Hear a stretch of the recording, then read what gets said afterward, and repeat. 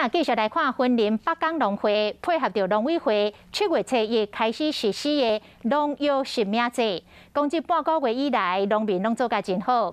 农会讲，上界大原因可能是疫情嘛用实名制，所以农药实名制做起来是加正顺势。透过这实名制，会当确实来管理着农药的用药，保障着农民的权益甲安全。农委会农药实名制7月初1上路，农民朋友只要买农药，就要找证件来登记，确保买药啊有防记录。北港镇农会实施半个月以来，农民嘛拢真配合。对农民有一种较好处啦，较袂乌白需要，较袂讨安尼实名制咧，对农民也好。较早都咱甲讲，伊就寒啦，咱都袂晓得，伊即摆咱袂，若袂晓得，咱甲问因农会农会就甲咱解释清楚，安尼才来用啊。咱对咱农民较有种好处。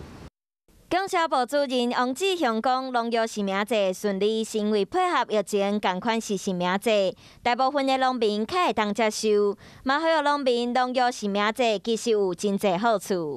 因为农民回应都很好，问的问题他们都一一都有回答，而且很配合啦。